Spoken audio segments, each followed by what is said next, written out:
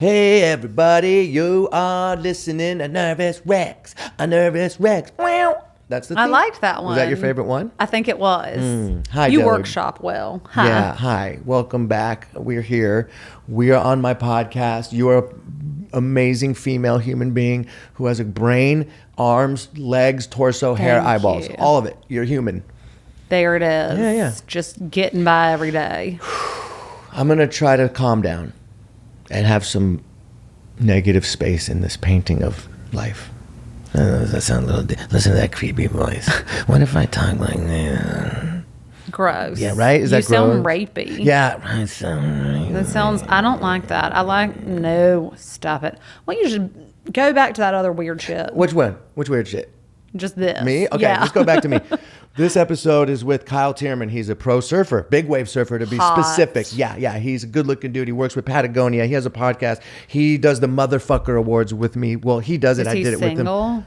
No, he's got a girl. Oh. But she's great. And he's a Santa Cruz boy. And I love him. And we've become friends through Chris Ryan. And I love the guy. He is doing a thing that he put together with Chris called the Motherfucker Awards, where it's sort of a spoof award ceremony saying fuck you to these big companies that are killing Mother Earth. Okay? Oh, shit. Yeah, so he's one of those guys. He walks the walk. And Doesn't use plastic straws. a matter of fact, he came in here to do the episode. I'm glad you said that. And I went to offer him a water bottle, and because it was single-use plastic. So listen what he did. He said, no. And I went to pour it in a cup for him. He goes, no, it's still going to waste the plastic. I don't want to be a part of that wasting plastic. So we went to the tap and filled up a glass with tap water. And I said, isn't that bad? He goes, the tap water is more regulated than that bottled water. And I said, yeah, but I'm looking at all the weird cloud colors coming out in that one. And plastic's a motherfucker. It really is. Do you waste it? I recycle, but you also know, I mean, the statistic's a little off, but the biggest plastic waste is from 6 rivers, and none of them are in the U.S. 4 are in They're in China, Asia, 2 in yeah. Africa. Yeah, I had a plastic nightmare. Not saying we shouldn't be a part of the solution. I'm just saying. No, it's a problem. We are doing a lot of things wrong to this planet, and one of them is plastic wastage. I was in Bali, and I happened to see the worst plastic nightmare I've ever seen. I went down to this beautiful beach that I frequent, and I'm not exaggerating. As far as you could see, 3 football fields long, the whole beach, 50 feet wide, covered. You couldn't take one step without stepping in plastic, and it was like, oh fuck, this is gnarly. Yeah. And I guess what happens is when the rain comes, it all comes down from the whole island onto these beaches and then washes up, so you just get this accumulation of plastic. And it was like, man, and it really made me say, fuck, time to cut back and be aware of plastic. So I haven't cut it out like he does by any means, but when I go to Starbucks, I don't get the lid and the top. I just say, give it to me, no lid, no straw. See, I don't like liquid on my front teeth. It's a thing. But those paper straws are the worst. I call them limp dick straws because Yeah. they get all, and then it's in your mouth, and you're just like, I can't. It feels so like... then I go through so many. Just thinking about it makes my teeth feel like they're Yeah. on a chalkboard. Yeah, it's not It's good. not good, but it's saving dolphins. What animals? It's turtles. Turtles? I wonder, do you think it really saves them, or is it just... No, it's because they like... It's because they ingest them and then it kills them, like the plastic, because it Right. doesn't break down. Okay. I don't know. They have all these horrific videos. I choose not to watch them. Yeah, I do too. Sometimes ignorance is bliss, and it's better to just not It's watch it. I don't true. want to know, But I had an ex-girlfriend who was a vegetarian vegan, and she'd make me watch these slaughterhouse little chicken videos, and I was like, I don't want to watch. You gotta watch this shit. I don't want to. But I'm gonna sleep with all your friends. Don't do it. I walked in on her sleeping with my dad. Dad, I barely know you. It gets weird. She All 'cause of seems like plastic. a wild time. She was a wild time yoga teacher. Oh, God. Yeah, really beautiful. Did she get but you in? yeah, bad news. But the prettier they are, the crazier they yes, are. You know absolutely. this. That's why you're sick in the head. You're yeah. a pretty sicko. Oh, You're pretty thank sick in the you. head. So, do you feel you would ever? Okay, what about kids? Do I want them? Yeah. I feel like I would be a good mother, Yeah. and like my genetic makeup, like I should procreate. Yeah, Do you yeah. know what I'm saying? You're But- white. Well, yeah. Yep. Yeah, I think I haven't done 23andMe, but I'm just not in. They kind of gross me out. Okay, what, the tests or the kids? The kids. Yeah, kids are. Other people's kids are nasty. They got dicks. They shit. They piss. No, I know. And then my friends have had them, and some wild stuff happens. like placenta. Well, they like rip. Yeah, they rip the vagina. You got to stitch it back up. Yeah, kids, man, they keep getting older too. It's weird. They're know. growing up. Then they hit puberty. Then they hate you. They're too cool for you. Then they turn 18. Yeah, I'm and gonna then have you're the old. devil. I'll have the spawn. I am Satan, so I'll want- have the spawn of Satan. I want them and I don't want them. Well, you don't even have to physically carry them. I would carry him to school if he hurt his leg. But anyway, all right, let's jump into this episode with the lovely and talented Kyle Thiermann.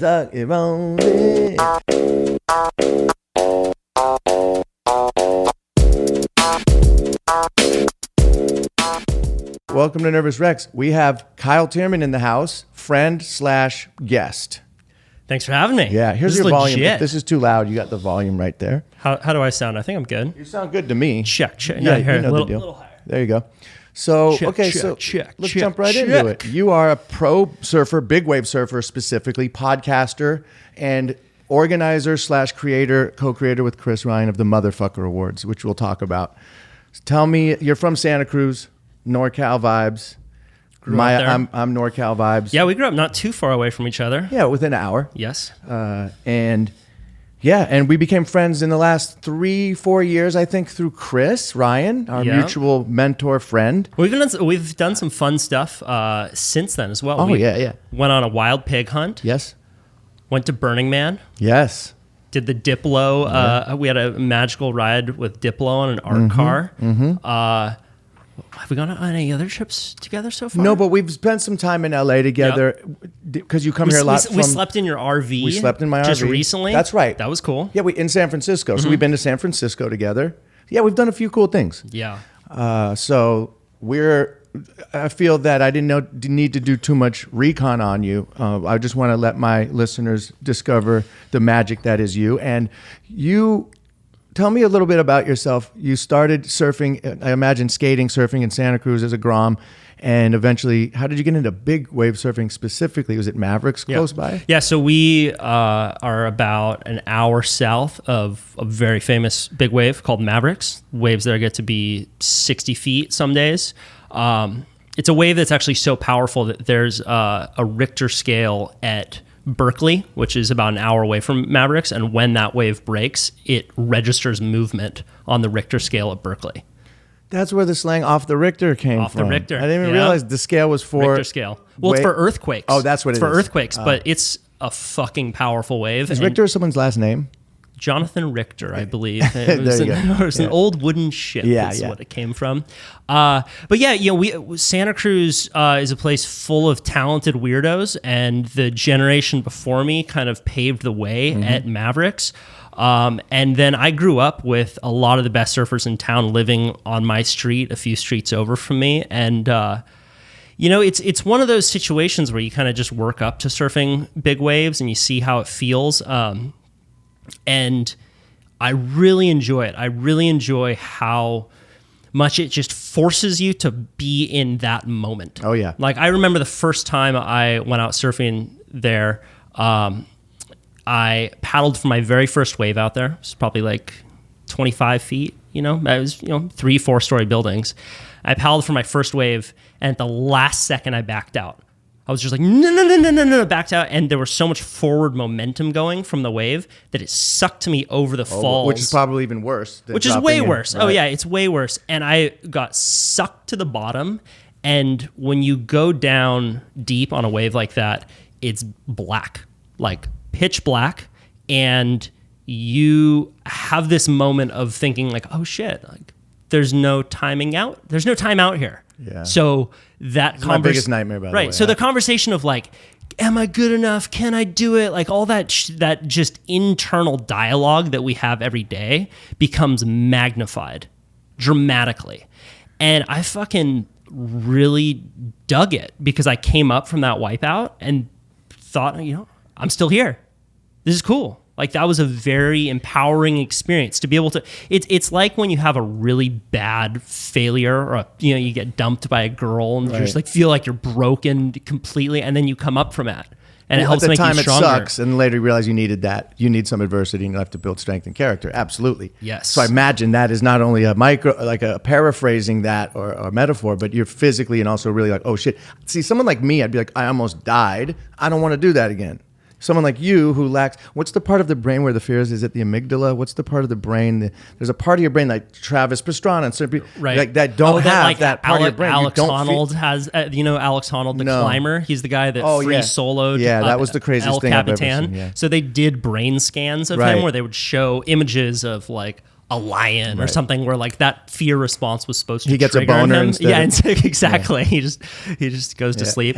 yeah, totally. Yeah. So I really enjoyed that that experience, and I surf Mavericks as much as it breaks. I have a big friend group that do that, and I really like big wave surfers too. They're very just kind of wild, experience-driven people. Very few of them are making their whole living off of big wave surfing.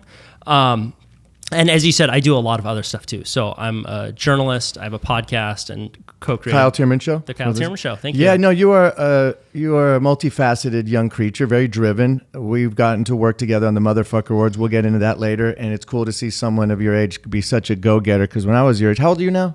29. 29. You have the body 29. of a 26-year-old. Oh, thank you very and much. I, when I was your age, was just concerned with one thing: chasing the party, baby. I wasn't doing these things for bettering human. You also are. What's the word I'm thinking of?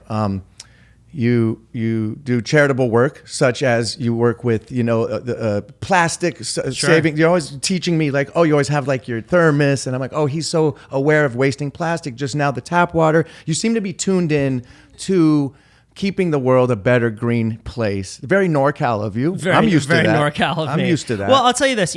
So Santa Cruz is a great place. A lot of talented people come out of there. There was a point when I was in my teens when probably half the pro surfers got addicted to meth.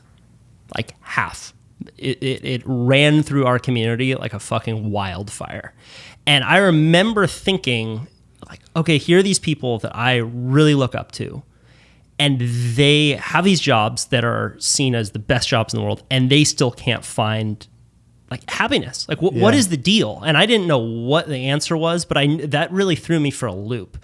And I remember having a few of these experiences through my teens where, I was a sponsored surfer. I had this sticker on my board. And at the time, I kind of just thought these companies were being nice by like, oh, cool, they're giving me stuff. They're, I'm able to take a few of these trips. How lucky. And I never had the thought like, wait, what is it that I'm representing here? What are these companies getting in return? And I remember kind of having this. How old were you at this point? Like 16. So you're a Grom. Is that technically a Grom? A Grom's a young surfer. Yeah, but I was trying to get curious about a few of these bigger questions around like, what is it that I'm representing and what kind of impact am I having on the world, right? And this is like down to like a literal level, like what is it that we do in our day that's impacting other people, all the way out to like a very large existential spiritual question, like, do you believe that you are powerful?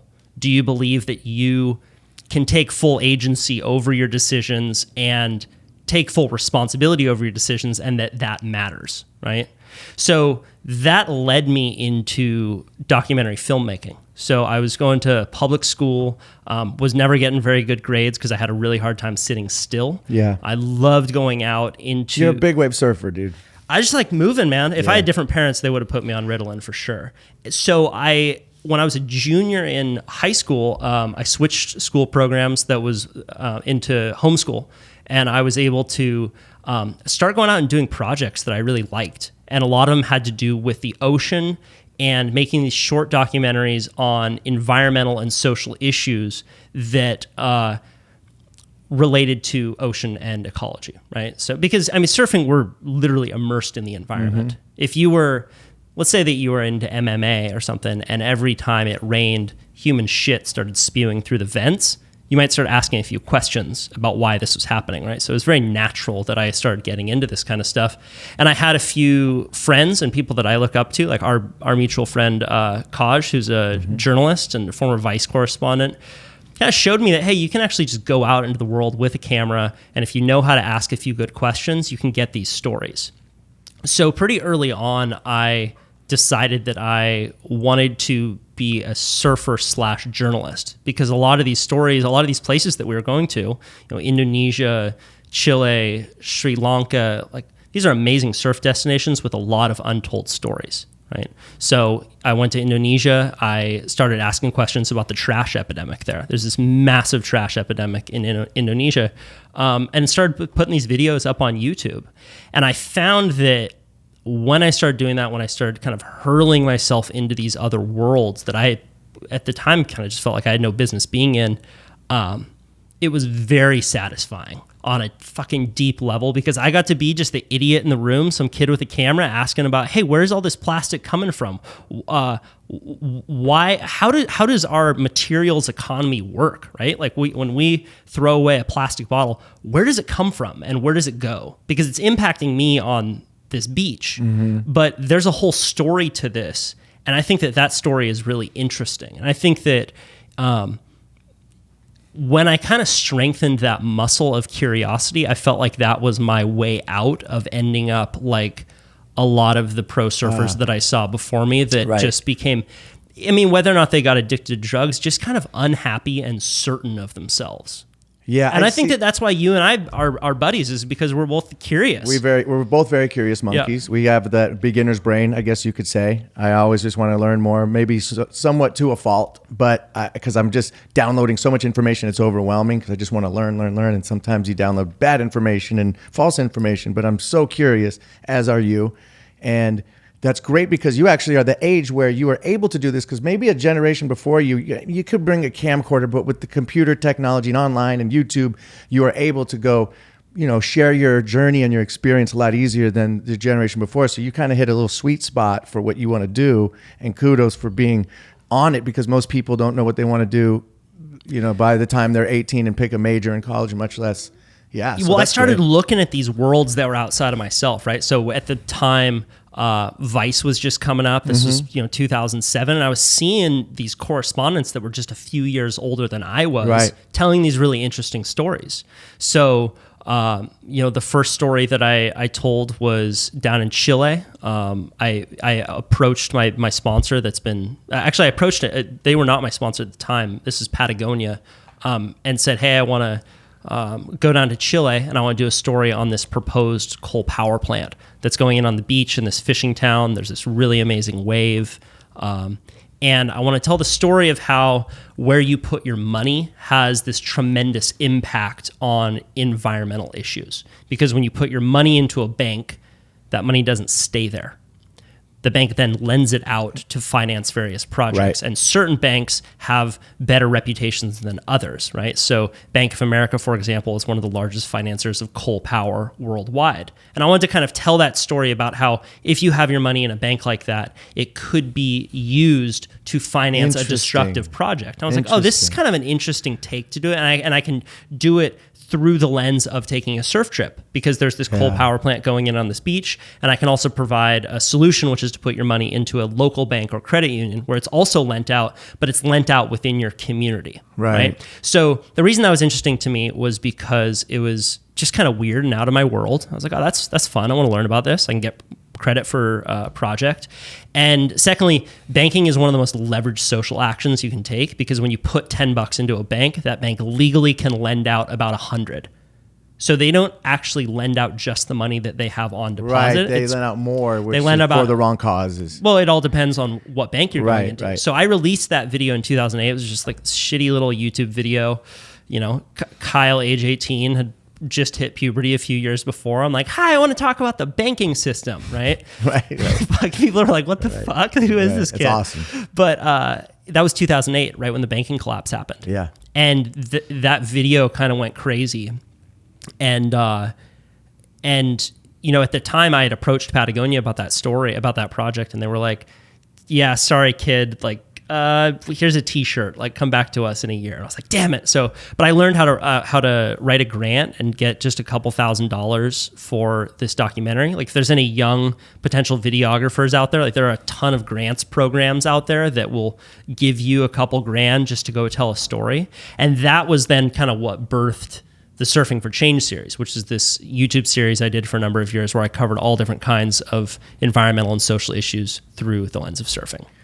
Makes sense, because watching you do the Motherfucker Awards, you were really cool to just watch you say, I'm just going to go get some money. And I remember thinking, it's not that easy, but I guess this makes sense. You've been doing this for 12 years, just going out and getting money to do your thing. That takes a little balls. I don't know. See, I've never really done that before. So I wouldn't know what that's like to just go, hey, can you donate to this idea I have? But it worked. Oh, it's sketchy, man. I mean, because how do you ask, like, what's the approach? Is it just like, hey, this is business? Because you're asking people, or corporate sponsorships for something like the Motherfucker Awards? So last year I should probably tell people. So the Motherfucker Awards is a Academy Award style comedy show that Chris Ryan, co-author of Sex at Dawn and author of Civilized to Death, out now. Everyone can check it out. So we created this idea together where we would celebrate the corporations, individuals, and lobbying groups that fuck Mother Earth the hardest. And we would get comedians like yourself to go give acceptance speeches on their behalf. So it's a live gala show that we did in LA last year where we get top journalists to go up and they read off nominees in various categories. So these are issues that we cover. And then we get the comics to go up and give acceptance speeches like they're really proud of all the destruction that they're causing. Right. And that's one thing that it's been really fun to get to know someone like you, people like someone like Chris, because you're committed to not being angry people. And I think that is one thing that I really did not identify with in the environmental world. Right. It's like people who kind of get off on just being pissed.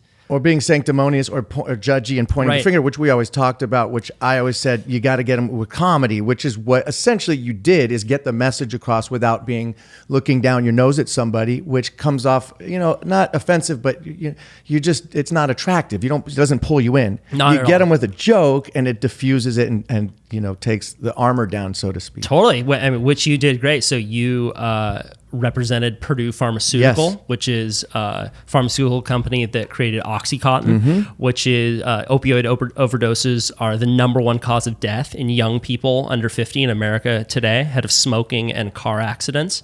Ahead of, yeah. It's the number one cause of death in young people in America today. And just this last week, so you went up and you, on behalf of Purdue Pharma, you did this great skit about how much you guys loved killing people, basically. But it's so dark. But like you figured out. I mean, and that's the thread to figure out how to do it, right? And the whole audience is cheering as you're talking about, we know how hard it is to get a housewife to stick a needle in her arm, so we make it as easy as popping a pill. And everyone's like, yeah, woo! Purdue Pharmaceutical just went bankrupt. Right, I saw you sent me the article just this last week. Now, do you think they really went bankrupt? Because I feel like they've probably made enough money that it just seems like it's all relative. Like when a multimillionaire is broke, he still has a couple $1,000,000. Is it really done? So they have been sued. Purdue Pharmaceutical has been sued by over 24 states for falsely marketing OxyContin as non-addictive through the 90s. So it was just it wasn't over-prescribing as well, because I know that was something they did. They didn't make the number of finite people that had a terminal cancer or whatever it was that they needed. They just made way too many and handed them out like Flintstones vitamins. Yes. So yeah, I don't know all of the points of culpability that they got sued for, but they recently filed for bankruptcy. Good. Which is, it is good, because a lot of that money that Purdue Pharmaceutical made over $20 billion last year. That's what I'm saying. Right. So a lot of that money then is going to be going to victims' families, and it's going to be going to drugs and medical needs to help fix the opioid epidemic. So that's great. I also kind of skipped over the how to get the money for these projects, because I do think that that's important, because a lot of these people listening are probably just like, fuck this guy, he thinks he can just go out and get it's hard, but there are ways to do it, and I want to tell people how to do it. But I think regarding the opioid epidemic, I think that so just as to not end on a super downer note there is a lot that's happening right now for people who are taking on the opioid epidemic. For example, I don't know if you know much about Iboga, but iboga It's from Africa. It's an African psychedelic. Yeah, that's very good for curing opiate addiction. Very good like for 80% success rate, something like It's that. insane. Yeah. Yeah. And there is a lot that's happening now in regards to not overprescribing opioids. So in states that made medical marijuana legal, for example, opioid use dropped by 25% because Great. they could be using medical marijuana Right. as painkillers. That's okay. the final thought Got on it. that. So let's talk a little bit more about the motherfucker awards. Sure. You were going on a good rant about. Let's talk about some of the people we got involved that were part of it. Sure. We had some really talented comedians. Yep. So we had Natasha Leggero and Moshe Kasher. They were great. Came up as the sibling heirs to JP Morgan Chase, which is the number one financier of dirty energy globally. And their whole bit was about how they were the sibling heirs to the corporation and that they were in an incestuous romantic relationship. And financing dirty energy is the only thing that made them want to fuck each other.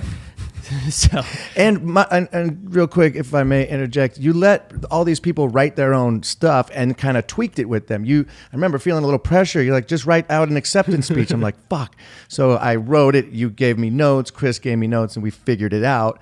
Did they pretty much nail it? I imagine they're both such talented comedic writers that they didn't need much help. yeah, so we gave each comedian a few facts about their corporation, and then they could flip it however they wanted. So we have 6 categories: land, air, water, fire, spirit, and reality. So spirit was your category for outstanding efforts to break the human spirit. They were the air category for financing dirty energy. And yeah, we just let them run with it. I feel like a lot of what made this project work was everyone gave a little bit. Yeah. Which you wouldn't see in a normal Academy Awards, Oscars. It would be very written by writers, so you don't really hear their voice. Yeah. They might ad-lib here and there, but you really got to feel like these people that were a part of the Motherfucker Awards. And those people listening, if you want to go watch any of these clips, it's what is it on Instagram to just check out little clips? At Motherfucker Awards. Just type in the Motherfucker Awards and you'll see all the videos. Yeah, you can see the videos. There's some really funny highlight clips you can check out. Or the website is there a website as well? Motherfuckerawards.com. Okay, cool. Yeah, I think that there's the reason that I really dig this idea is because you have a choice to decide how you want to think about these issues. Like, these are really important issues to think about, but they don't need to make you live in anger and depression and then ultimately ambivalence. I think that you can figure out a way to engage with them creatively, and there's a magic to that. So, I mean, to say that like, oh, I did the Motherfucker Awards with Chris is like, no, we came up with the idea. I wrangled in a few of the journalists that I knew. Chris wrangled in a bunch of the comedians, and everyone gave their little bit. We even had people who listen to Chris's podcast and my podcast, donate their time to be set designers and motion graphics. And it was like, I think that there's something really powerful about just a group of friends coming together and creating something that's fun. Especially something like this, because I'm used to doing that with music or a little comedy skit, but when it's a bigger picture and when it comes together, it feels a little more rewarding than just, hey, I got some views on, there's a... Yeah, and I think that there's just a vibe of a lot of people that, they maybe don't identify with being an environmentalist because they think of what an environmentalist is and what kind of person that is. And they're like, I mean, I like nature. I think that we're talking about me here. This is exactly this is you, right? But like, I think that you're a kind of person who, like, you can tell me if I'm wrong on this, but you love the outdoors. Sure. You love nature. And you're like, hey, this is a pretty cool thing that we should keep around. Yeah. Right. But you don't necessarily like to go around telling everyone that they're wrong and you're right. And I think that the beauty of the MOFAs is that you don't need to look a certain way or act a certain way to get involved in this thing. You just got to have a sense of humor about it, right. And then something magical can happen. Yeah, and that really hasn't been done before. I think that's what gets people, like we talked about, disarms them a little bit to feeling pressure to throw in money or do something. Mm-hmm. This is a little left field, but I love when you taught me, because I was wrong. I think people are just misinformed. a lot of people are misinformed. I mean, you even have environmentalists, as you told me, going up on stage, saying, and there's a island the size of Texas in the Pacific Ocean that's made of plastic. And you're like, no, there's not. It's a swirling, it's sort of a swirl of it's like plastic. a soup. It's like a soup. Yeah. So, let's so set it check straight. it out. Let's set the record straight. Yeah. I'm here to set the record straight. Let's do it. There's no fucking island. Right. So out in the ocean, there are what are called gyres. These are huge swirling toilet bowls of currents. And if you drop a plastic bottle off of the beach in Malibu, eventually it will most likely end up in the Great Pacific Gyre, right? So a lot of this plastic that ends up in the ocean ends up in these gyres. But if you go out and you look on Google Maps, you're not going to see an island. It's just this huge soup of microplastics. Right. And I hate it when people talk about an island because it totally discredits the environmental movement and discredits what a big issue plastic pollution is. So there's no island. It is a soup. And I think that one thing that's important for people to get about plastic pollution is that it's not just an oceans issue, and it's not just an environmental issue. It also is a health issue, and it impacts people, and specifically poor people, because plastic is 99% made from oil and gas. So when you about fracking, right? Yeah. So they're fracking for methane. This is what you can cook with over your stove, but what also comes out of the ground is ethane. So ethane is one of the building blocks of plastic, right? So is that what they're fracking for the plastic industry? No, they're fracking for methane, but the plastic industry then realized that they had a free way to get the building blocks of plastic. I had a free way when I fracked once in Vegas, but anyway. Exactly. Sorry. Anyway, so the way it works is that the plastic is then taken out of the ground, and then through these refineries that happen mostly in poor communities, that it is then turned into a plastic bottle, right? And now I feel bad because I'm sitting here drinking my plastic, Right. and I noticed before the podcast I offered you a water in a plastic bottle. I said, no, I'll pour it in the glass, and you said, no, I'll just drink some of LA's finest tap water. And then you educated me on that it's regulated probably more so than the bottled water I was going to hand you. Well, could we talk about that? Sure. Well, bottled water is regulated by the FDA as a food item, and food items Is water considered a food? I think when it's in a plastic bottle, it's regulated in a separate category, Okay. which is monitored less heavily than tap water. Okay. Right? And it all depends on where the water's coming from, but so following the story of plastic, right? It starts in the ground, then through these refineries. There's a place down in Louisiana that goes up to Texas. This is where a lot of the plastic is made, and that alleyway where a lot of these pipelines are built is called Cancer Alley, and Cancer Alley is a place in America that's home to mostly poor black people, and their cancer rates are astronomically higher than other places in the world. So other place, and then anywhere else in the United States. So then, it becomes the plastic bottle. We use it for 10 minutes. It's thrown out or it's recycled. And that then many times is just put on a huge cargo ship and then taken across seas. So to Southeast Asia, where for most of our lifetime, a lot of our plastic has gone to China, but China over the last few years has banned the import of plastics, of U.S. plastics. How fucked up is that? We literally just send out our shit across the ocean to them. That doesn't seem right. It's insane. Yeah. And so now most of our plastic dumps, where your plastic goes, it's going to be in Malaysia or Indonesia, where you see those videos, the plastic porn, where it's basically just fucking rivers. Speaking of which, we gotta get to this. Have you seen? All right, this is total non sequitur, but kind of. Have you seen the new Pornhub video? No. Oh my god! I need to send this to you. Blowjob? No, it's not a plastic blowjob. It's two people and they're fucking on a beach, and there's plastic all around them, right? And it's a Pornhub video where then they have these people in hazmat suits, and as they're fucking on the beach, the people in the hazmat suits are picking up plastic. Is this around on purpose? them. Is this a gag? Yeah, it's a gag. Okay. And then at the end of the video, it awareness. says like for every view, we will donate $1 to ending plastic pollution. It's amazing. It's the best Pornhub video ever. That's incredible. It's so incredible. And you could masturbate while, bringing awareness. Exactly. into It's like, helping. it makes you feel, how when you're jerking off and you feel kind of bad for the kind of porn you're watching, this is like the porn there you feel the worst for watching. Well, I got the porn blocker on. I might have to take it off because I have to see this. Or we Yes. can watch it together in the bathroom after this. That sounds good. I actually had a traumatic experience in Indonesia. And I'm sitting here with my plastic bottle, so obviously it didn't, change me completely, but enough to where I went out and I bought a thermos.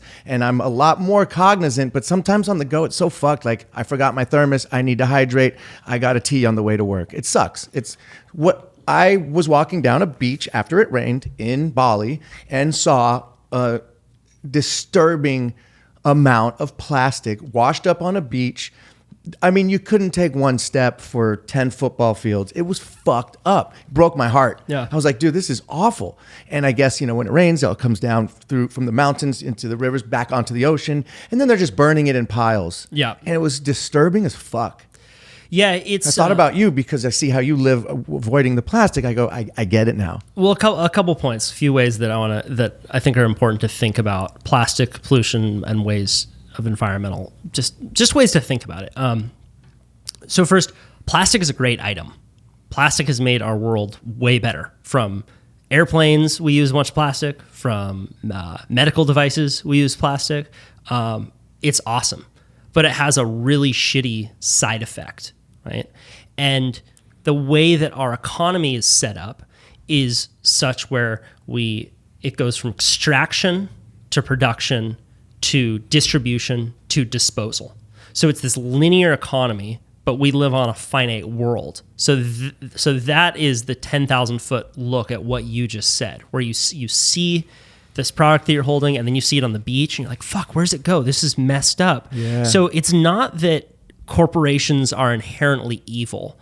It's that they are trying to make as much money as possible and then externalize those costs onto society. So they want to they shift the burden onto you and I, right? So they want to make as money out of that plastic bottle, but then not have to pay for it being cleaned up. Same with Purdue Pharmaceutical. They want to make as much money as possible on these oxys, but then we bear that burden in the form of coroner's offices, ERs, firefighters, an entire homeless epidemic. Like, these are all costs that we bear. And I would have no problem with a lot of these corporations just going out and making their product if it didn't have this negative effect on us. It's sort of like Chris Ryan talks about these major corporations. They don't plan this necessarily, but they become their own living entity that has no thought or conscious about doing this. Exactly. Is that fair to say? Absolutely. Some of them probably do know and say, I don't give a fuck, but it's not like there's one guy behind with the evil intention of doing this. It just is a byproduct of such a big business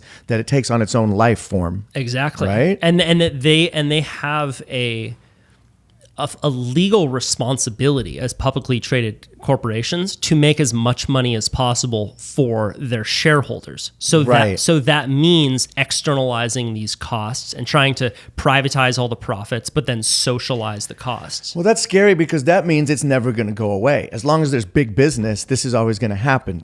You can't clean this up by saying, oh, we got Joe Schmo out of the office of this company. It's just going to happen no matter what because they take on this. There are a few things that you can do, right? So Purdue Pharmaceutical is now a social pariah because over the last few years, people realized what was going on, realized that they were marketing this drug that resulted in the opioid epidemic, and they just went bankrupt, right?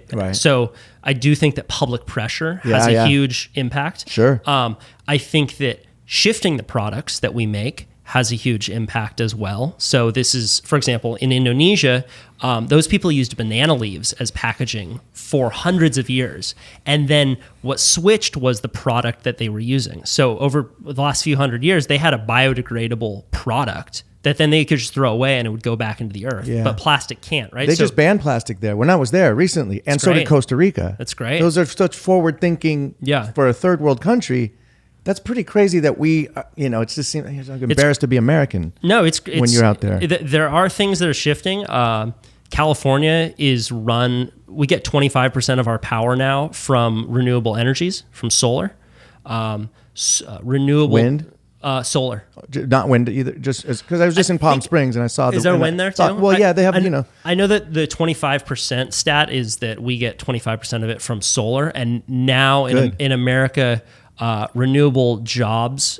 There are more renewable jobs in America than there are fossil fuel jobs. Wow. Which is pretty sweet. So there's a shift happening. Yeah. There's people talking about it. Social media obviously can help in good ways with stuff like this. Motherfucker words, little things like this add up. Mm-hmm. I think people are waking up.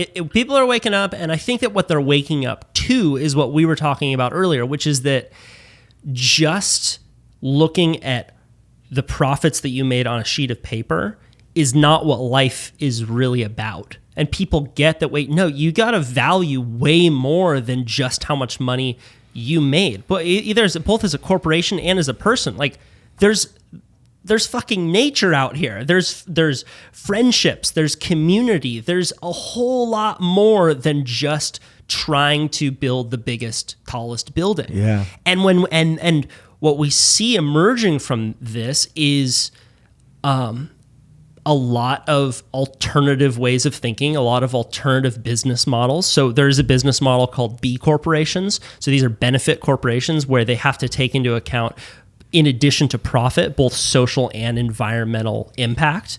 So that's a good one. And you see corporations like Patagonia that donate a huge amount of money back to the environment. You see, for example, last year in Utah, Outdoor Retailers, which is this massive, it's a massive trade show with the biggest outdoor companies in the world. They moved out of Utah because of the downsizing of Bears Ears National Park. And so that state that was making a ton of money off of all these companies going in there for this trade show decided to move. So there's a huge power in businesses making decisions on behalf of the natural world. And I think then also breaking it down, like people are, these are all really big ideas, but adopting the mindset that what you do matters, that your daily decisions matter. Obviously, just everyone bringing their own coffee cup to Starbucks every morning is not going to save the world.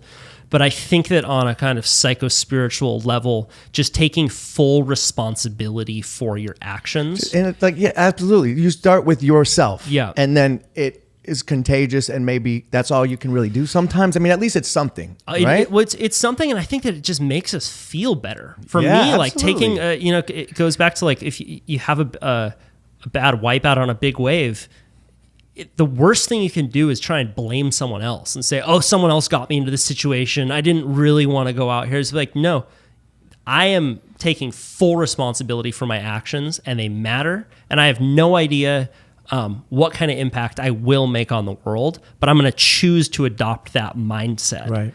And I think that is kind of an antidote to suffering. And I think that humans are creative, man. Like I do have faith in us, and me too. I have faith, and I have faith in people getting together, just like we did for the Motherfucker. Just like even this right now, this podcast. A few people will listen, and it will inspire, and it will spread. Yeah, I do this thing where, I don't want to just make this about me and what I do, but I do this, and it feels good. I go outside my community in Santa Monica. I ordered the garbage scooper on Amazon, and I go out there and I do one garbage full, maybe 2 or 3 times a week. And I just clean up my community. I'm helping out my neighborhood. It's very small in the scale, but I feel better that day. Yep. It's a weird thing. Yep. Do it for yourself, man. Yeah. Do it for your block. And, why not? And going out and just in addition to direct environmental impact, fucking rhetoric is what will destroy our country, man. It's people being like, fuck you, you're different than me. That's that's happening right now. That's exactly what's happening in this country. That's so the power of connecting with someone who doesn't look like you or think like you, and do it on behalf of something that maybe you both believe in. The environment's a great one, because guess who cares about the environment? Everyone that's breathing. Right. So figuring out a way to connect with them in a way where you don't need to be right and they need to be wrong, but you figure out the common ground that you have. can lead to some really great stuff. And the Motherfucker Awards was something that we got a few of our friends together. I wrote a grant for a few grand to this foundation called the Nell Newman Foundation. This is actually Paul Newman's daughter. She supports a lot of environmental work, and they gave us a grant. And I think that there are a lot of people, the way that you can think about grants and raising money is that it's not just a handout that you're getting. It's that there are a lot of people that want to see good work in the world be done, and they don't have the time or energy to do it. So if you and your friends do, whether that's through some kind of art project or some kind of community event, like you're doing them a service just as much as they're doing you a service. Right. And community, man, like neighborhoods, going out and meeting your neighbors, doing what you're doing, like ultimately that's what keeps the fucking world together. Yeah. Because going back to the opioid epidemic, there's an author named Sam Quinones. He wrote a book about the opioid epidemic called Dreamland, and he said that he doesn't think that the epidemic would have spread nearly as quickly without the advent of Walmart. Because where it hit hardest were these poor rural communities where there were no more local businesses left. It was just one big box store. So the addicts would go in, they would steal some shit from Walmart. They would go in, they would get their prescription there, and there was no accountability, no community accountability to see when their lives were kind of going down the drain. He said, imagine if it was a mom and pop drugstore that they had to go into every single day, and the mom and pop owners knew the parent of the kid that was getting addicted to opioids. Like you can intervene in more ways when there is community. So I think that anything that you can do to go out and meet your neighbors and don't try and save the world, just save your block. Yeah, absolutely. It can make the difference. I think community is a big thing that a lot of people are lacking, including myself. I moved out to the west side, and most of my friends live around here. So when you move in Los Angeles to the west side, you're just not going to see your friends as much. So I don't have that community as much as I used to. But within my apartment building, we're on a text, all like 6 of us that live in this small building, and it's kind of cool. They'll say, hey, we're going to have cheese and wine out front at sunset if anyone wants to come. And these little things like that, I realize how important, we're social monkeys basically. And when you don't have that, I think that's the problem with a lot of what's going on right now with people taking medication is because they're in so much pain because they're isolated and alone. And I think I read that in 1950, 5% of the population lived alone. Now it's like 40% of the population lives alone, or some alarming number. It's close to that. And that's not good. Yeah. You need community, and you need friends, you need community, and a lot of people are alone. So, and I think that you got to take care of yourself first. And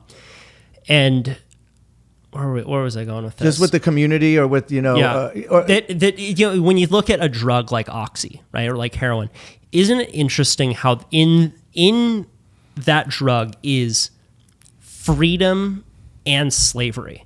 It's isolation and community. Like it's so much. I think that we stigmatize these drugs, right? And we treat them as a criminal issue when really they're a mental health issue. And I think that a big issue that we have in America is that if someone gets addicted to drugs, we point fingers at them and we lock them up. Gabor Mate is this. He's great. He's a psychologist who has a quote that says, addiction is not the problem. Addiction is the person's attempt to solve the problem. Right. And I think that if we looked at the problems that we have, problems that our friends are having, as the question of what is it that you're trying to numb? Right. And right. how is it that we can solve the solve this? pain? Yeah. That we would be able to turn this around pretty quickly. And other countries have been able to do it. For example, Portugal decriminalized all drugs, and they spent all the money that they were using locking people up into addiction and rehab facilities, into getting people out into their community. As you said, like, dude, going out and picking up some trash, and especially if you can do it with some friends, it's a purely selfish act. It makes you feel better. Right. And the more you have that, the more accountability you have with friendships, the more you feel like what you do matters, the less likely you are to want to numb yourself. Right. Because you kind of you stimulate that part of your brain that actually gets you, kind of high. Yeah. It feels good. Just to even be egalitarian and share and just be a part of something. I think a lot of people are just too, alone. It's Yep. messed up. Even on a small scale, again, I got a couple of DMs. You inspired me, man. I went out and cleaned up my beach and da-da-da-da-da. Oh, cool. I just had an impact. I just made someone else do it because I posted on my gram, like made a comedy bit out of it, again, to diffuse it with comedy and not be preachy. Yep. Everyone go clean up. I just made some funny bit about it because I wanted people to, do what happened, which is they went out and did it. Yeah. So that's a good feeling, that you can have an impact. Yeah. Interesting. This podcast does that so too. I got a question for you. Yeah. What would you say are some of the things that you have done over the past few years that have made you feel better about yourself most? Definitely that. I'll go down to there's neighborhoods in Venice and Santa Monica that are like a mini Skid Row. The homeless epidemic's really bad. And I'll go buy an $8 Dude, I saw shit. the Instagram video that you had. Which You're like, one? this guy just took a shit. Oh, that was heavy. On the beach. Right in front of everyone. Yeah. And the cops didn't do anything. It was heavy. I go get a whole chicken for $8. A whole chicken warm for $8 at Whole Foods. I'll go buy 2 of them. I'll drive into an alleyway in Venice and hand them out. And the look on their face is so unbelievable. I mean, they're going and sharing it with everyone. And I'm not giving them money to get high. It's small. It's just me. It's very small in the scale, but feels good. Those are little small kind acts that I think when you do, I've hit up Chris before, Chris Ryan, who we always mention. And I told him, I'm feeling funky. I'm feeling down. Every time he says, go do an unselfish act and watch what happens. Another guy I've had on the podcast, this guy, Wes Watson, this intense convict who's come out with this purpose to help others. And he goes, everybody wants to know, what's my purpose? First of all, motherfucker, it ain't your purpose. Once you make it about everyone else, watch what happens. So unselfish acts selfishly make you feel better and help others. So in the little things I've done like that, I think have helped. I've gone as far as, this wasn't in the last couple of years, but I've flown down to, I have a friend of mine who has an organization called Stop Hunger Now, and I always work with them and promote them, and it's hands-on. I'll go do work with this, charity group. And we went down to Guatemala, flew down to Guatemala City, drove for 5 hours into the middle of nowhere, took a boat 2 hours, and then hiked 2 hours into the mountains where they had never seen a white man like me before, much less bringing supplies, toothbrush, food, meals prepared, like a sort of like a grain that they could heat up, and reading glasses. So we brought boxes on our back into the middle of nowhere, and the men were all working out in wherever, and only the women and children were still in the village. I mean, they had nothing. They had cut out the irrigation. Their plumbing was just like a dug out ditch. I mean, it was gnarly. And they're wearing these beautiful, it was like going back in time. I mean, and I taught this little girl how to brush her teeth. She'd never seen a toothbrush before. Wow. So I'm teaching this little girl. I'm like, mira me, like watching, and she's mimicking me brushing her teeth. And I'm like, that's the coolest thing I've ever done in my fucking life. It was just a one-on-one thing, but how fucking cool. It felt amazing. And I did good. So in my experience, those acts that I get to feel good about myself. Like, yeah, you did so good. You get high. It's a trip. Yeah, and it's so immediate. That was a too. special one. That was a really special one. It's immediate. That's more than and sending money to an organization. Yeah, well, You it's don't know where immediate, and it kind of brings your life back into the moment.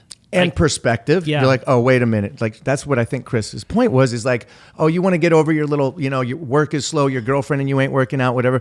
Go really see what's happening out there. And I think it puts it in perspective.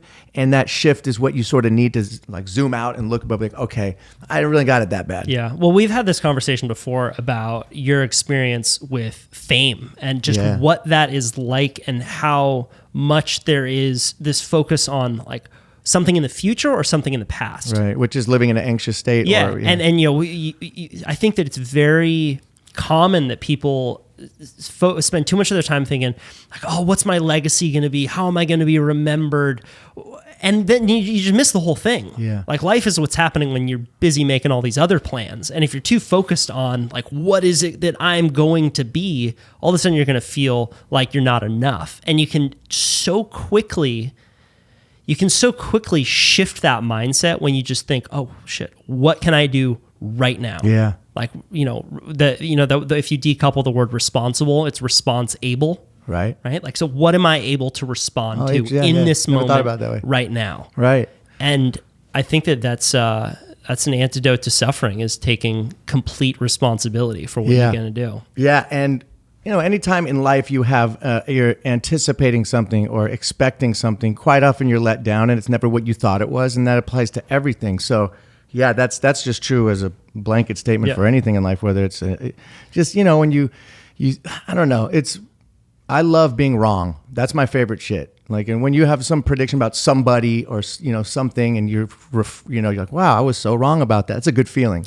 Well, Dan, I'll give you a compliment here. I think that you really want to become a thoughtful person. And you spend a lot of your time chipping away at your ideas that might be wrong, and you're willing to then adopt a new idea. And if you're focused more on being right or being famous or being remembered, you're not going to be nearly as concerned with being a thoughtful person. Right. But it turns out that now through the medium of podcasting, you get a lot of really thoughtful people out to these huge audiences, man. Like, it's a whole different lane. They're straight up superstars now that are these just very thoughtful, intellectual people like Chris. Right. Like Chris. That's how we met. Yeah. Yeah. And that's just cool, man, that I agree. we live in a time now where we can be having this conversation and some other people can hear it. And it's such a cool medium. I'm just having fun doing it. It's not like I'm, making a ton of money. And this is just, I love turning my phone off and looking at someone for an hour. That's a lost art in itself. It's just communicating with somebody and having a conversation. Especially that we're both masturbating too. Right now, they can't see. I'm masturbating really with my feet. Yeah. It's true. And it's interesting, the people that listen to podcasts, because I think a lot of my fan base out there that are Dirt Nasty fans or whatever, they don't really know this side of me to just sit down and have a talk. And they're like, oh man, this is cool. I'm hearing you actually have a normal conversation, because normally they just see me going, ba-da-ba, the song and dance. So it's cool. A byproduct of it is that other people that, I don't even listen to podcasts, but this is cool. Now I am. Thanks. That's the voice they use. And yeah, I dig it. I dig it. Yeah. And I really... Chris Ryan has been such an inspiration to me. I mean, I went as far as to copy him and you in doing a podcast and buying the RV, I see how Chris Ryan is living and I'm like, man, this motherfucker got it figured out. He's, just going on the road, having amazing conversations with people without any plan, just kind of just hitting the road. And, there's something to be said about that. So that I went out and bought an RV just because I saw how he was living. I'm like, dude, this is amazing. And he just comes back with all these, amazing, like you hear him when he's doing the intro to an episode, he's like, this is the best life ever. So yeah, he's been a big inspiration. Do you know that Chris, when he was in grade school, had these researchers follow him around? Have you ever heard this story? No, I didn't know this story. So he had these researchers follow him around and they were testing him on all this stuff, like Ender Wiggins style. And they've learned that he was in the top, 99th percentile of people. Like, he's straight up genius. Like, his IQ is just super high. Right. And he said that he then held on to that, like all throughout high school, was just like, oh, I'm smarter. And and he had that kind of certain, just that kind of certainty that he walked around with. And then he's talked about a bunch, but he took that road trip up to Alaska, and he said he was taken in by people who, they weren't well read, they weren't scholars, but they were kind to him. And he had the insight that if they showed up on my doorstep, I wouldn't have been cool to them. So that was a wake up for him. That was a wake up. Like, wait, who do I really want to be? Yeah. What is success? And I think that he's really become successful through that. If you look at life, like his life, he was able to overcome any of that kind of pretension that he had in grade school and in high school, because he really focused on it. Right. And you see him now, and Chris will sit down and talk to anyone. Yeah. And as a result, his podcast is so cool. Yeah. Because he doesn't think that he's better than people. He's not trying to be right and make other people wrong. He's trying to find common ground and just find truth. Yeah, I love it. And he even said he used to be concerned with being the smartest person in the room. And now not only does he not give a fuck, he just wants to be around like funny, cool, interesting people. It's not about how smart they are. He's not interested in that. A lot of times smart people just want to sound smart or, be better than, and he's not interested in that. I'm like, that's why he wants to hang out with me. Cause he's like, you make me laugh. Yeah. That's great. So Simon, when are you gonna start doing stand-up comedy, man? I did it for a while, and I did it twice in my life for a few I'd say a couple months. I did it. I'd go around, do the whole circuit and open mics. So it's definitely not something that I'm going to look back and be like, I never tried that. So I did it a couple of times. And when I go on the road as Dirt Nasty, it ends up becoming a hybrid stand-up comedy music show. So what I end up doing is I do some hacky jokes that I think maybe out of my 1 hour on stage, 25 minutes is telling jokes. That's cool. So I get it out of my system. That's good. And I could fall back on a song when it starts getting bad. So it's like a safety net. So I could try out some material and just fuck around and improv with the audience and get that out of my system. And then, okay, this ain't going nowhere, hit it. It's kind of fucking amazing. That is great. You know, I know. Okay, let's talk about you doing stand-up. This is boy. You. Yeah, well, first of all, props, because I've done it and it's the hardest thing you could ever do in any time. Yeah, you're getting uncomfortable you're like, thinking about it. Here we go. It's yeah, fucking gnarly, dude. It's so easy to talk in these kind of like, here we are. Yes, it's No, you so physically just tightened it's up. so good to just do stuff that you suck at, and I'm Yeah. not afraid to fail. Yeah, say that until you fucking tell a few jokes that don't land. Woo, Yeah, man. no, it's the hardest thing I've ever done. I went up to Oakland the other night and did a show in front of, it was probably like 90% black audience. That's and Oakland, baby. It was Oakland. It was good. And Kyle going up to Oakland from amazing. little Santa Cruz, Yeah. telling his open mic jokes Where'd you about do being a stand-up? surfer. Where? What was it called? I forget the Okay, name of it's it. okay. Anyway, dude, it was so intense. They were not, well, first of all, I go up, right? And the MC forgets the speaker. So he's just like, hey, all you guys need to yell your sets out to the audience. No, it was dude. Wait, poor form. How right? big was the room? How many people? There were probably like 30 people in there. So it's a small room. It's a small room, but Size you of got this room? Yeah, no, a little bigger than this room. But you got to yell your sets out. That's not fun. And there's- That's it could be dude, funny. I guess. Anyway, I did. Well, I have this joke because I look like a surfer and I kind of need to like disarm a few of these people, and like my joke in Santa Cruz is like, there's this East Side West Side rivalry, and it's like 3 miles away from each other, and like I have this joke, I'm like, hey, look, I get that I look like a dude who thinks that diversity training is driving to the West Side, and so I like tried to go up there and I was like, oh, like what's I was like, you know what diversity training is? No, I don't. Diversity training is like you go into a corporation and they teach you about diversity training. Never been a part of a like, corporation. Yeah, Maybe the audience would know, though. They I'm not your did average. not. Okay. I mean, it was not a very good joke anyway. I don't even know. I feel like I'm like just Right. I'm hyperventilating. Right? So you're more scared to do stand up than paddle out at Mavericks. Are you more comfortable in a big way? I mean, I'll tell you what what I really dig is Graves. Graves. Yeah, I dig Graves. No, I dig writing jokes and figuring out how to make a joke that will work. Like the one joke that I did that worked on there, where I was like, you're out there, you're surfing, you're waiting for waves with no idea what's below you.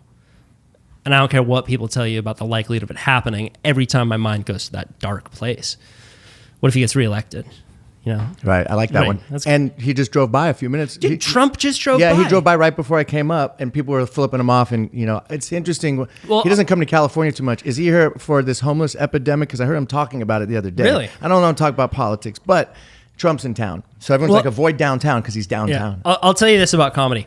I'm not that good at it. I'm in my first 8 months of doing it. You're as good at it as I am at surfing. Yes, probably. Yeah. Probably about the same thing. A little better, but yeah. So it's a weird experience trying to learn a new skill that and I don't have any grand dreams of being a professional comedian or anything. That's what's so cool about you. You're just doing it to do it. Yeah, I just want to try it. Dude. I want to get good at it. Yeah. Like I like getting good at shit. Good for you, man. But stand up is one of these things where you get such immediate feedback on whether or not what you did is funny, that it kind of forces you to look at yourself through this real intense microscope.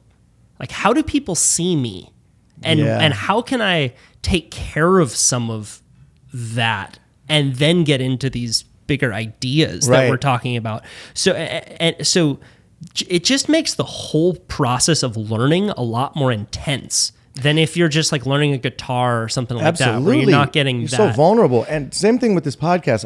I like to listen to them and see what I'm doing wrong or better. And I just listened to one I put out today that was from months ago. It was one of my first ones I did.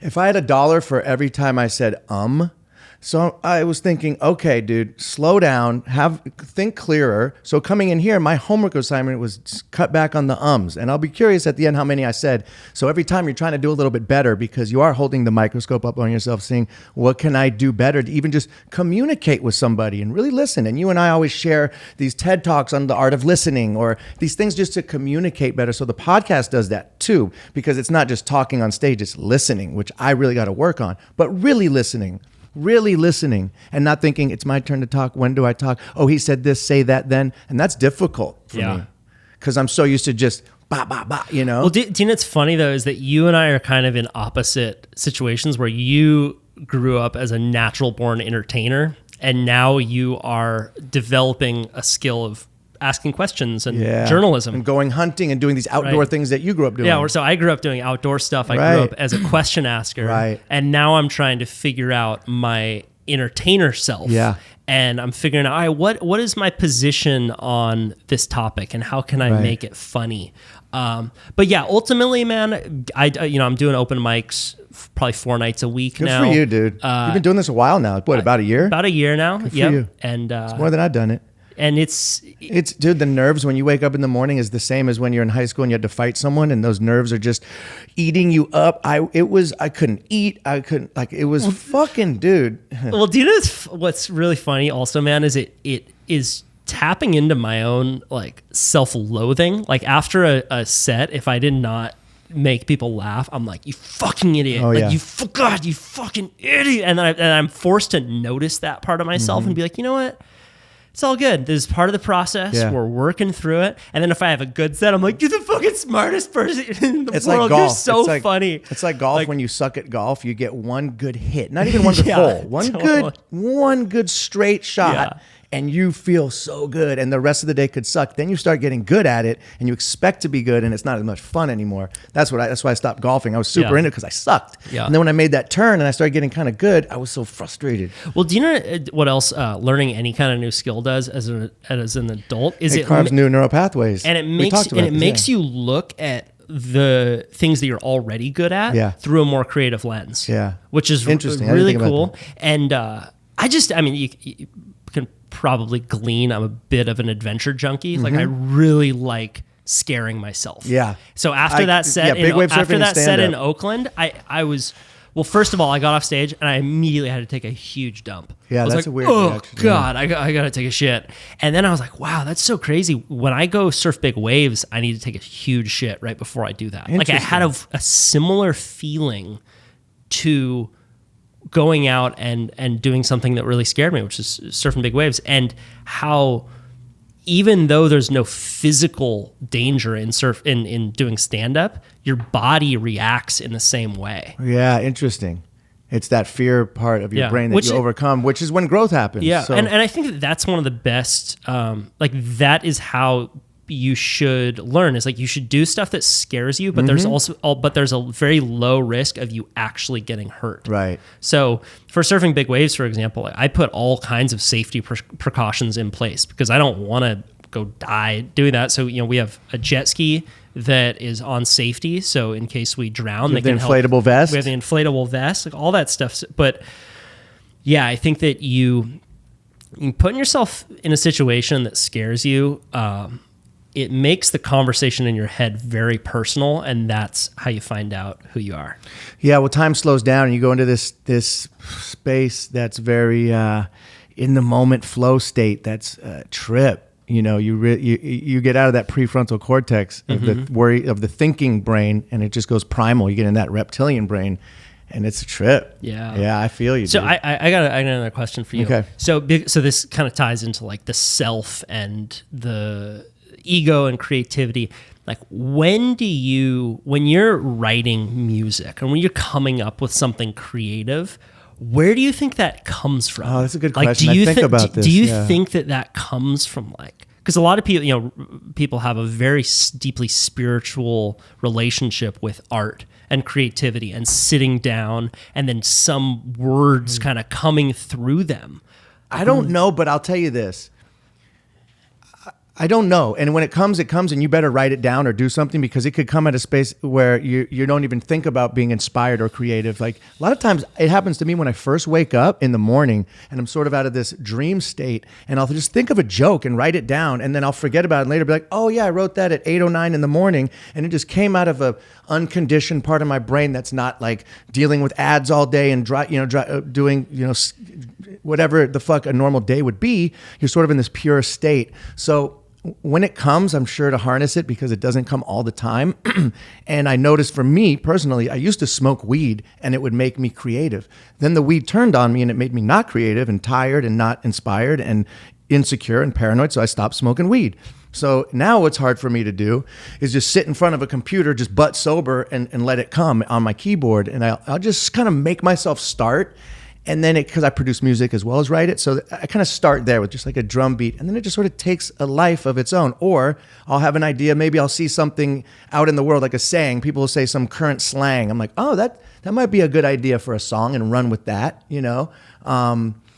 I don't know. It's always different, but I don't know where the fuck it comes from. It's don't know. It's so strange. I have that with ideas right before I go to sleep. Okay. I've had to put a notepad right next to my bed, because so often I'll just wake up, like, as you said, right when you're waking up or right when you're going to sleep. It's like that moment. Yeah. Like, when you wake up before it gets light and you see the sunrise just start to come up, and there's that like 10-minute moment between when it's dark and light, and it's just fucking magic. Like, I think that there's that space in the human mind too. Oh, I like that comparison. And hanging with Chris, I'm starting to get these metaphors down. He's the master of metaphors. Yeah. Yes, he is. But I think that harnessing that space is a real cool thing, and it doesn't always come, and you can't count on it. But I heard a quote from the writer Neil Gaiman. He said,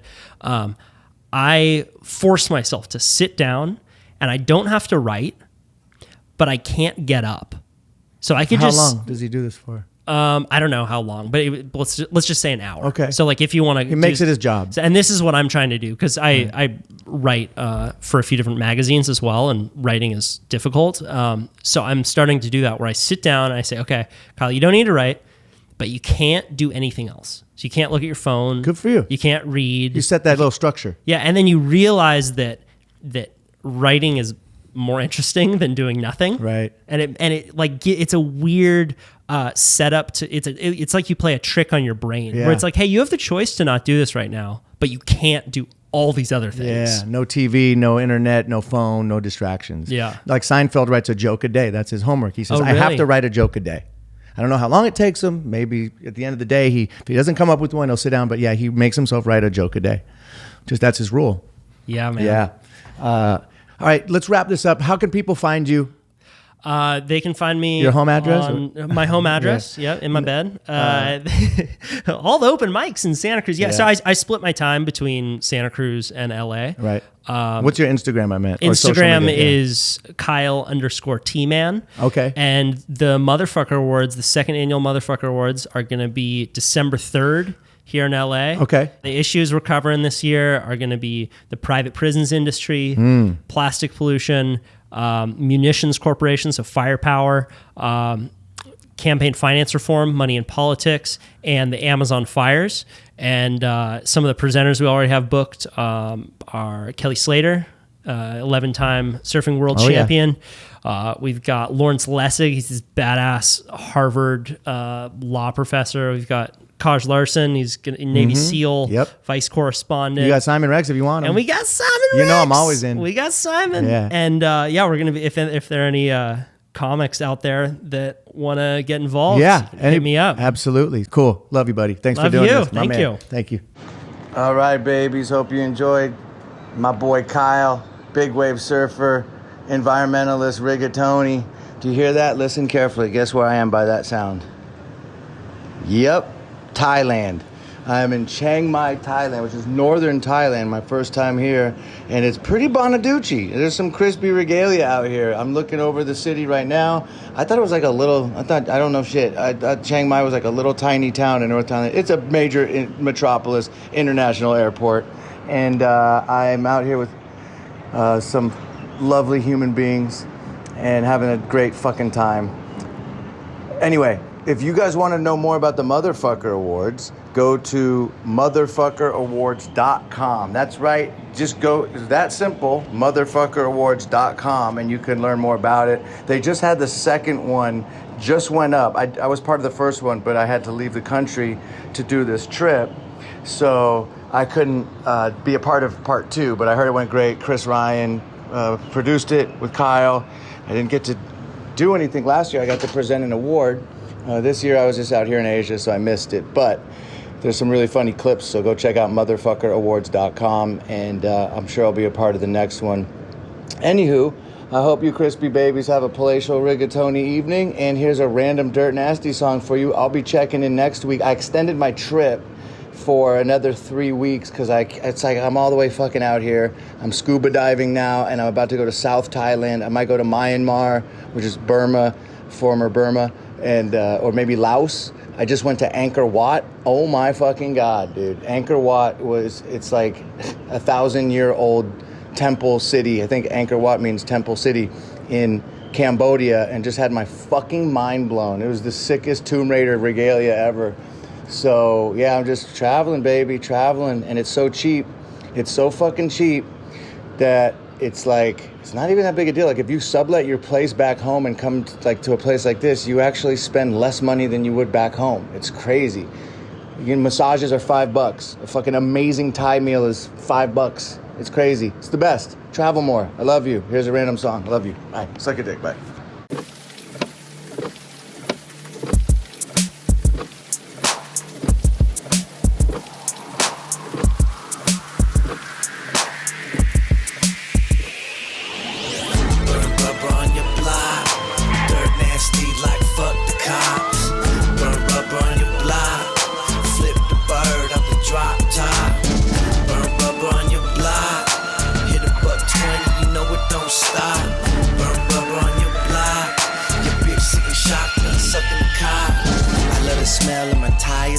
And the beat matched the windshield wipers, man. Your girl got me feeling some type of way. She get my meat hot quicker than the microwave. We got lost in a cloud of smoke, doing donuts in the middle of the road. Little did I know, she's such a pro. Your bitch gave me head while she drive me home. Feel the beat, burn blocks with me. So much smoke, you could call me Cheech. Your bitch ass neighbor gon' call the police when they see the skid marks I leave on your street. When I pop the clutch, my trues and vogues make all the girls blush. But I don't even trust any of these sluts, so I leave them in the dust. Come on, burn rubber on your block. Dirt nasty like fuck the cops. Burn rubber on your block. Flip the bird off the drop top. Burn rubber on your block. Hit a $1.20, you know it don't stop. Burn rubber on your block. Your bitch sitting shotgun, sucking the cock. As the world keep turning, so do the rims on my Cadillac burning. Watch out on the corner, man, cause I'm coming in hot like Golden State. I kick my feet up, turn up my speaker. I need a freak in the backseat to reach around me. Now we having some fun. They call me Dirt Nasty, you know I just begun. They like, oh, no, he didn't. I don't drive drunk, but I drive belligerent. Oh, no, she didn't. Mash my taters and fried my chicken. Might sound crazy, I like old ladies because they gave me the keys to they Mercedes. Rubber on your block, dirt nasty like fuck the cops. Burn rubber on your block, flip the bird off the drop top. Burn rubber on your block, hit a $1.20, you know it don't stop. Burn rubber on your block, your bitch sitting shotgun, sucking the cock.